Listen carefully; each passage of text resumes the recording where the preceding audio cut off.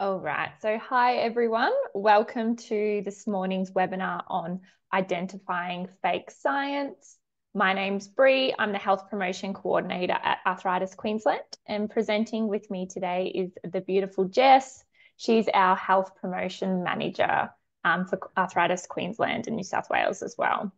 So today we're going to be presenting this webinar on fake science. So we'll take a closer look into what it is, what it actually means, and how it can impact your ability to know fact from fiction. All right, I'm just going to pass it over to Jess. Thanks, Bree. So as always, this presentation contains general information and advice. So of course, always consult with your doctor or healthcare provider to obtain individual medical advice or treatments. And first of all, in the spirit of reconciliation, Arthritis Queensland and Arthritis New South Wales acknowledge the traditional custodians of country throughout Australia and their connections to land, sea, and community. We pay our respect to their elders, past and present, and extend that respect to all Aboriginal and Torres Strait Islander people today. So what will we be covering in today's webinar? So I just want to acknowledge Bree has done a lot of the work on sort of pulling together some of the information on today's webinar, which has sort of been, it's a tricky one to sort of present, and hopefully we've made it as relevant to you all as we can, but definitely feel free to ask questions at the end so we can ensure that it is as relevant as possible. So today we will be covering a few different topics. So what is fake science? Recognizing the warning signs of fake science, so including some common red flags to look out for, manipulation of data and dubious sources of information.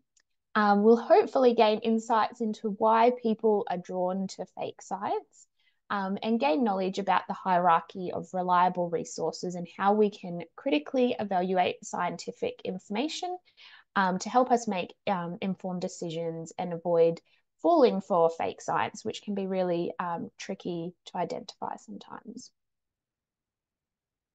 So first of all, what is fake science? So fake science, or you may sometimes hear it referred to as things like pseudoscience, is a type of information or claims that may sound scientific but aren't based on reliable evidence or proper scientific methods. So it can include ideas, theories, or practices that lack credible support from scientific research or are not backed by rigorous experiments, peer review, or scientific consensus, which we'll touch on some of those things in a moment. So in more simpler terms, fake science is like pretending to be something scientific, but it's actually not real or trustworthy. So it can be misleading and may lead people to believe things aren't true or effective. Things that aren't true or effective. So we're going to show a couple of examples of fake science headlines. So Bree, as she mentioned, she popped together a little poll. So we've got two headlines here. And we'll just ask everyone if you, it should come up on your screen, just to cast your vote on which headline or article is based on fake science. So, do you think it's the Trump headline? Do you think it's fake, or do you think it's the coconut oil one? Oh, great work. We've got some results coming in, and the results are all anonymous, so we don't actually know what you have selected as well. So it'll just show us what everyone thinks is the fake headline. We've got a couple of more people. Wait, we've got, and it's looking like you're all doing really, really well. All right, so I think we will end it. Yeah. So you're all correct. It was definitely the coconut oil that is the fake headline. So well done, everyone. That's I'll let Jess explain why it's fake. Sorry. Yeah, no, you're right. Yeah, so I mean, I think Brie maybe tried to trick us with having a picture of Donald Trump there, the king of calling out fake things.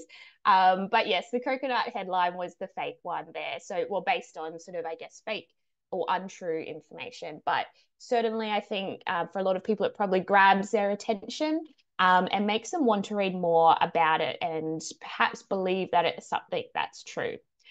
So lots of fake headlines or stories have these suggestive and sensationalized headlines that tend to draw people's attention in and want to read more about them. So we also have another example here of another fake science claim that can be found on Google. So the article that it's showing is around chlorophyll, and that chlorophyll is plant blood and almost identical to our red blood cells. It cleanses our blood and binds with heavy metals, helps remove them from the body, cleanses our bowel, oxygenates and alkalizes our blood. So if you do look more information, closely at the information and where it's come from, it takes you to some sort of sketchy websites and not true scientific data.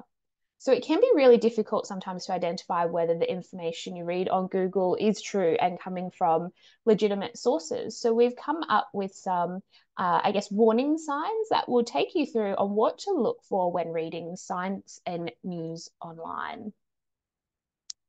So let's sort of work through some of those. So I guess first of all, it's important to note that while some things you may read might have some of these warning signs, it does not necessarily mean that it is fake science, but it could just be something worth, I guess, being wary of and getting more information. So by researching more or speaking with your doctor or healthcare provider. So the first one we've got is a little bit of a tricky one because we don't always have access to this information. So looking for if it has peer review research behind it. So one way that we assess the credibility of scientific research is to see if it's undergone peer review.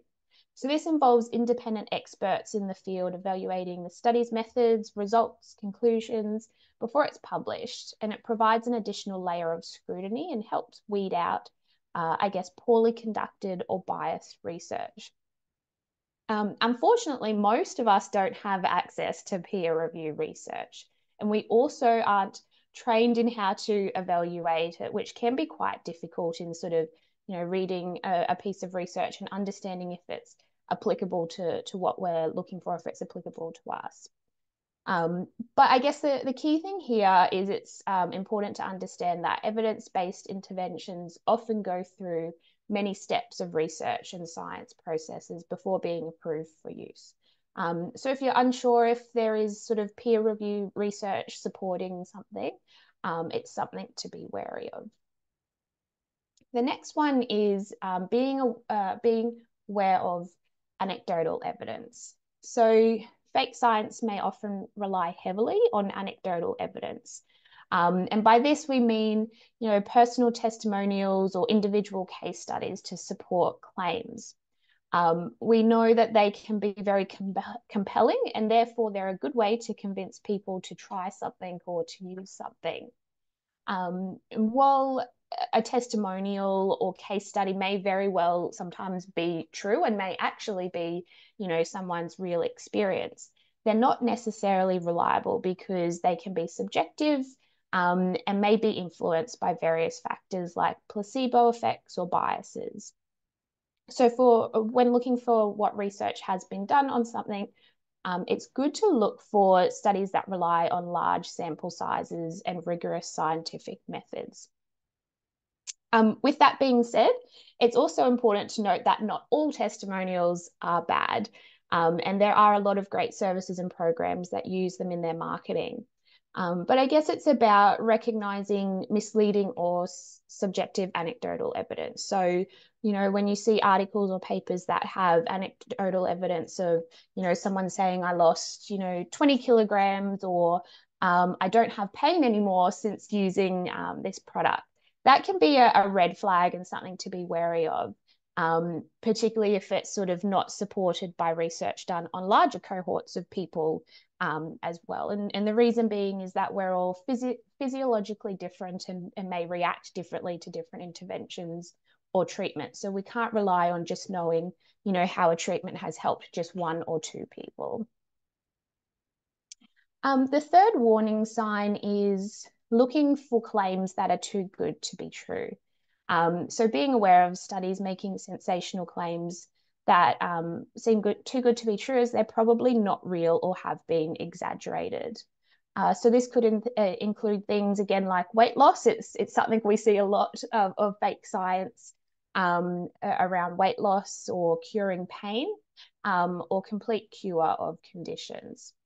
These things are very complex areas. So anything claiming to be a quick fix or a single solution should certainly be wary of. Scientific progress is usually incremental and breakthroughs are rare. So extraordinary claims require extraordinary evidence. And if a study is making sweeping statements without solid backing, it certainly is a warning flag. So our fourth warning sign for fake science is cherry-picked data. So manipulation of data is a common tactic in fake science. So researchers may selectively present data that supports their hypothesis while leaving out contradictory evidence. So always be wary of studies or claims that lack transparency or fail to disclose their methods and sources of funding. These can be hard to recognize with limited access we have when it comes to searching through journal articles and papers. So it's worth mentioning to your doctor or specialist and seeing if they can also give you guidance in this space. A lack of reproducibility. So scientific findings should be reproducible, meaning that other researchers can conduct similar experiments and achieve comparable results. So if studies' findings cannot be replicated by independent researchers, again, it raises doubts about whether the study results are real. Evaluate the funding source. So look at who is funding the research and whether they have any conflicts of interest. Studies funded by certain companies may be biased towards promoting their products, of course. So always look for transparency regarding funding sources and potential conflicts of interest in the study's disclosures. It's also important to note that just because a company has put funding into research, it doesn't always mean the results are not reliable. But of course, it is something to be aware of and look further into. So just a few more warning signs. So number 7, suspicious sources of information. So this might include websites or publications that lack credibility or are known for promoting pseudoscience or misinformation. Always check the credentials of authors and the reputation of the publication before trusting the information presented. One thing I've noticed quite a few times is sometimes as well you might see, an article or something that's written by a doctor, but they may not provide more information. So it's always good to look more into that and see what they are a doctor of, because really they could be a doctor of something that, isn't even medical or health related and may not be relevant to what they are promoting or the space that they're working in. So number 8, incomplete or misleading citations. So always check the citations within a research paper. Again, it may not be something that we all have access to, but fake science may rely on outdated or irrelevant studies to support their claims. Misrepresenting the findings of cited studies or taking them out of context is a common tactic to manipulate the study's results. And just finally, consult multiple sources. So it's important to check multiple sources of information and consider whether the study's results are consistent among other studies. If a claim is not supported by other experts in the field or contradicts current scientific knowledge, again, it's something to be wary of and to look further into. And just again, just wanted to mention that if something you read may have some of these warning signs, again, it doesn't always mean it is fake science, but could possibly be something to be wary of. And always important to get more information by sort of looking into other sources, finding more information, or speaking with your doctor or healthcare professional. And I will pass over to Bree now to cover the next section. Thanks so much, Jess. So we thought we'd touch on the impact that fake science can have with people with arthritis. So it can really, really have significant negative effects, and it can affect your health, your well-being, and also, really importantly, your treatment decisions.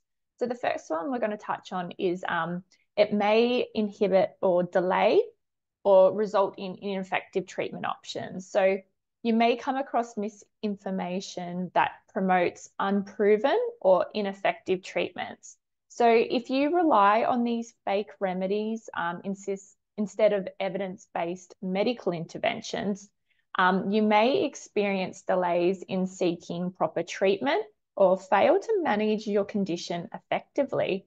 And this also may worsen your arthritis symptoms. So, for example, using unproven supplements or alternative therapies without medical supervision may cause adverse reactions or interfere with your prescribed medications. Fake science can also have an impact on your financial well-being, and as we all know, some fake science treatments for arthritis can come with a really hefty price tag, and these may promise those quick fixes or miracle cures, and you may end up spending significant amounts of money on ineffective or unnecessary treatments. And this may lead to financial strain and disappointment. It can also have an impact on your physiological well-being. So false promise of relief from arthritis pain and symptoms can raise hopes and expectations. And it can also cause you to feel disappointed when that treatment fails to deliver the results it promised it would do. So this cycle of hope and disappointment can really take a toll on your mental health, which may lead to feelings of frustration, anxiety, and depression. It may also cause a loss of trust in healthcare providers. So if you encounter fake science that contradicts the medical advice or undermines the expertise of healthcare providers, you may lose trust in the medical community. And this could lead to disbelief towards evidence-based treatments and also cause a reluctance to seek help from qualified professionals. The next one is missed opportunities for effective management. So belief in fake science may lead you to overlook or dismiss proven strategies for managing your arthritis. And that could be, around medications or physical therapy and lifestyle modifications. So by foregoing these evidence-based approaches, you may miss out on opportunities to effectively manage your symptoms and improve your quality of life. All right, so now we're going to do another poll. I'm just going to get it up. So I would like you to submit what you think is the fake headline out of this. So I'm just going to launch this one. Now, do you think it's option one? Do you think the fake headline is NASA installing internet on the moon? Or do you think it's option two, that spinach is taught how to send emails? Or the third option is that a gorilla learns to knit. So which one do you think is the fake headline? So we've got a couple of results coming in. Thanks, everyone. All right. So I must say this one could be a little tricky. How beautiful, the results are still coming in. I'll wait a couple of more seconds. All right, so 83% have selected option two, that spinach is taught how to send emails. We've got 17% selecting option one, which is NASA installing the internet on the moon. Okay, so what it is, the fake headline is that a gorilla learned to knit. So gorillas are really, really impressive, but they actually haven't mastered knitting yet. So this was a fake story that was posted online with an actual fake photo of a gorilla knitting. So this is just really like emphasizing that you can't actually believe everything you see and read online. So I will tell you the backstory of each little headline. So NASA, it is true, they're actually building a 4G network on the moon, which helps them control lunar robots, which is really, really cool. And then the second one, spinach, which I 110% believed that it was fake as well, but it's actually true. So scientists at MIT are doing something with spinach, and it's allowing them to learn more how they can warn about explosives. It's really, really interesting article and something to have a look at later on if you want to read more about it. But the gorilla one was fake, so that was a little bit tricky. All right. So now we're going to go into why people are drawn to fake science. So the first one is our cognitive biases. So this means our brain is wired in certain ways that leads us to believe in this fake science. And one common cognitive bias is that confirmation bias. So this means that we tend to seek out information that confirms our existing beliefs or preferences while ignoring contradictory evidence. So if somebody already believes in a certain idea, they're more likely going to accept that information if it supports it, even if it's not actually based on solid evidence at all. The next one is our social influences. So we're social creatures and we look at others for that guidance and validation.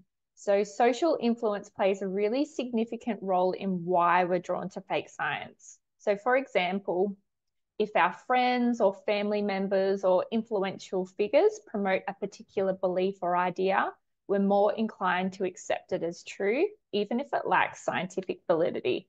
And this is really big when you see, you know, a certain celebrity endorsing a product that they go, yeah, this works, this made me lose weight, or this made my skin look 10 years younger. People are more likely going to purchase that because that celebrity was endorsing it and it's somebody that they believe in. So it can be really, they know how to trick us to purchase that product or believe in that fake science. The third one is our desires for easy answers. So complex questions and problems can be really, really daunting, and our brains often prefer that simple and straightforward answers. So fake science often offers these easy answers, promising quick fixes or miracle cures for complex issues.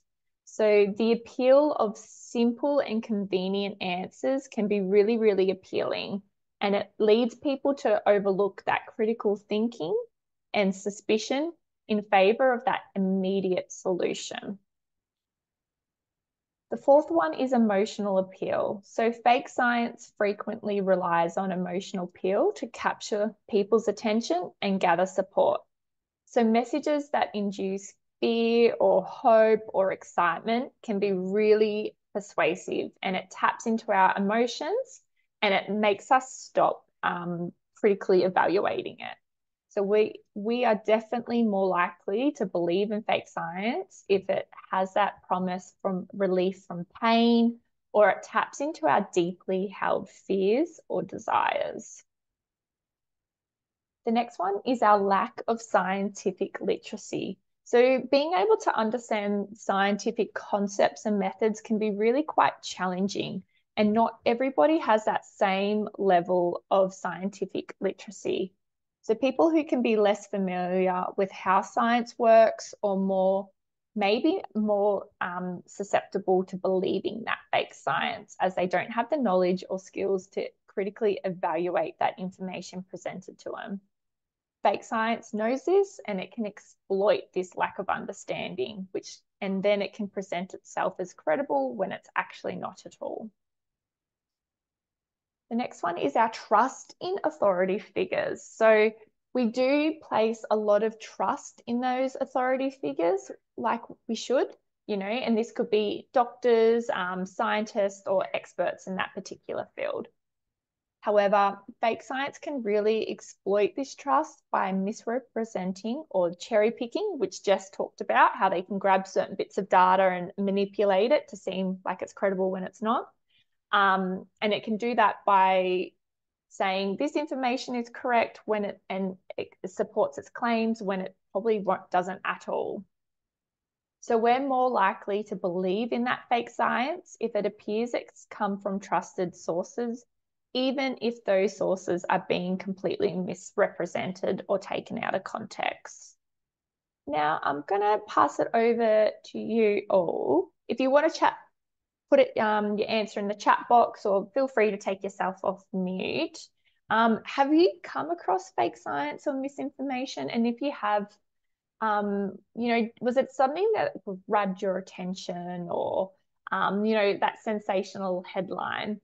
I know for me personally, it's probably a lot of the misinformation and fake science that I saw, in magazines or in newspapers or news stories is around coronavirus, that there was a lot of misrepresented information being, plastered all over the internet on a daily basis. But what about yourself, Jess, and what about everyone else?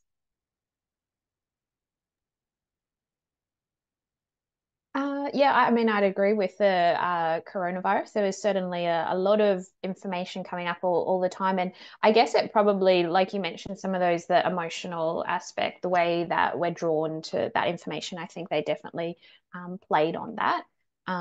It was good to see, I guess, some authorities sort of quickly trying to take down some of that information, but definitely still a lot of misinformation at that time. It's like that coconut oil headline at the start of the webinar, this can cure viruses and even the coronavirus, that's going to be something that people, it's like clickbaiting. People are going to click on it and want to read it and buy coconut oil because of that headline. But does anyone else want to share their I guess, if share I, experience if you come across it? Yeah. I had the problem with all the information being given out, or misinformation that was being given about the drastic effects of um, vaccination for coronavirus. I know some of it is true. It's been proven. What it was being presented as a this is killing more than the coronavirus itself. Mm. And a lot of people were frightened off from vaccination because of that. Yep. Oh, 100%, definitely. It's and it's those scare tactics, they're playing on people's fears and emotions that really drove those articles to come out. Absolutely. Yeah, Rosalind. Yeah, I'm on the spectrum, so I don't know when to jump in and when I talk too much. So I'll try and be quick. Uh, uh, a friend of my partner's, old friends, like we're talking 40 years. They haven't got uni degrees and they wouldn't have got into uni. I'm not saying they're dumb, they're just really nice people. So worse luck, the lady and the guy got onto the they're sovereign citizens now too. Okay, they've gone all the way, nutshell. But these are really decent people, two great kids. We loved them.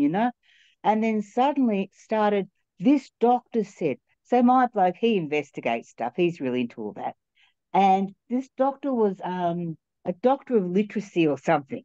Never, held a scalpel or read a medical text in their life.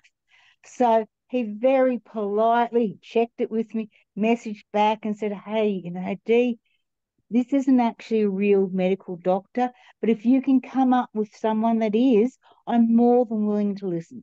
Well, we got abuse back and everything, and so that was two friends gone by the pass. Dee since, probably about 6 months, contacted Stephen hesitantly, and we both went, no, they're like, what I hated the coronavirus, it put just ordinary people over the line into sort of more whack jobs. I shouldn't use that term. I can't think of another one. I've finished that bit. Thank you. Thanks, Rosalind. Thanks for sharing, everyone. All right, so hierarchy of reliable resources. So I just we're going to go through each of these individually, and I just really want to say like all of these here are great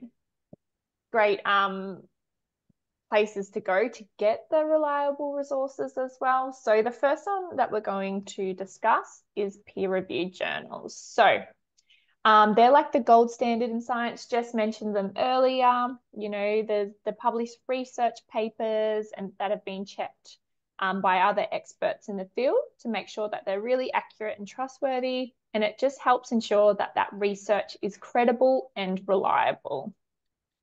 So the next place that you can go for up-to-date information is government agencies. So there are, the first one is the Centers for Disease Control and Prevention, which is CDC, or the National Institute of Health, so NIH. So they provide trustworthy information that's backed by scientific evidence.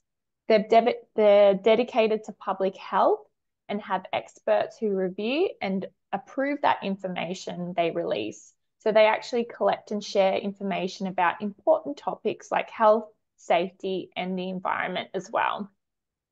The next one is universities and research institutions. So they conduct studies and publish the findings of those studies as well. So look for information from reputable universities or well-known research institutions to find that credible information.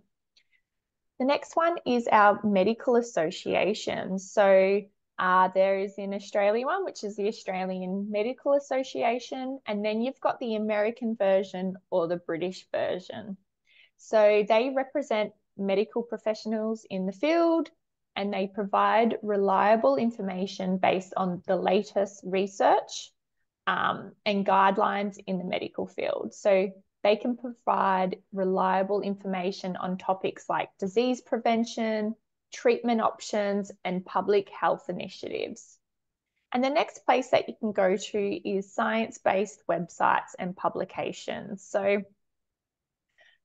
these focus on science and research. So the first one is the Commonwealth Scientific and Industrial Research Organisation, which you would all know as CSIRO. Then there's the Australian Science Media Centre, or the Australia National Geographic or ABC Science. So these usually provide accurate and up-to-date information, and they do have experts reviewing the content before it's published as well. So it's worth noting, and particularly for some of them down the bottom of the pyramid, the information that they put out is based on a range of research and studies. So they may not always be able to conduct their own research, but they do draw their information and guidance and recommendations from a wide range of those other resources here. So this often is because that information tends to be more readily available to the public, and all of these resources here are a great way for you to access reliable resources and information. And it's far more reliable than jumping on Wikipedia or just searching in Google and going into some random sketchy website that's trying to sell you something. All right. So now we're going to go on to how you can critically evaluate that scientific information that you read. So it doesn't require a science degree at all, and it's all about using some critical thinking skills to ask the right questions or consider the reliability of the information. So the first one is to check the source. Look where it's coming from. Is it a well-known scientific organization, like a government organization or university? You know, exactly like here, does it come from one of these sources? These coming from those resources, they have a track record of producing accurate and trustworthy information. So, you know, if you go there, you're going to get pretty much up-to-date and safe information to read. The next one, which we keep saying, so I'll just briefly touch this one. Make sure it's peer reviewed. And that's just, it's been evaluated by other experts in the field. This just adds that extra layer of reliability to the information that's presented. The next one is the methodology. So do you know how the research was conducted? So the methods. So researchers often consider things like having a control group of people and then in their study, and also an experimental group. So a matching group of people that the experiment group can be compared with, that's the control group. So they usually do the research and do some of the experiments on the experimental group, and then they compare it to the control group that hasn't, done any of that research. So this looks for ways to implement the intervention. So the participants or those delivering the research don't know who the experiment and the control groups are. And this helps reduce bias from those involved as well. Another thing to point out with consider the methodology is have the confounding factors being considered. So this refers to other factors that compete with the intervention in explaining some of the outcomes. So an example of this could be a study that looks at sunburns and ice cream consumption. And it finds that higher ice cream consumption is associated with a higher probability of sunburn. So do the researchers conclude that eating ice cream causes sunburn? Or is there another reason for this correlation? So while you may not always be able to review and analyze the methodology of certain research studies, it's really, really important to just be aware that reliable research often follows strict scientific methodologies to make sure the results are accurate. If the methods are really unclear or really poorly executed, it may raise your doubts to whether the findings of it are actually correct. Another thing to look for is to evaluate the sample size. So the size of a study's population can really, really impact the reliability of the results. So generally, a larger sample size provides way more reliable data. If a study has a small sample size, it may not actually be representative of the whole broader population, which can lead to misleading conclusions. So it's really good to see a study that has a really large sample size because you think it's going to cover a lot of the population. So this is something to look for. The next one is conflicts of interest. So consider whether the researchers or the organisation that funds that study have any conflicts of interest. So, for example, are they associated with a company that could benefit from the study's results? Conflicts of interest can really bias the findings and undermine the credibility of that research. And the next one is to look for consistency. So really compare that information with existing knowledge and other reliable sources. So what you read in a study, is that is it being supported by other experts in the field? Because consistency across lots of different research really, really adds weight to the reliability of the information that you've read. And then this is a really important one, is consider that tone and language. So pay attention to how it's being presented, that information. Is it objective and actually based on evidence, or is it using sensationalized language or making those really exaggerated claims? Reliable sources tend to present information in a really balanced and factual manner. And the next one is to check other studies. If you're unsure about the reliability of the information, check if other sources have similar findings. So reliable scientific findings are often supported by multiple studies or confirmed by other experts in the field. And that is it. All right, I'm just going to turn the recording off so we can have a chat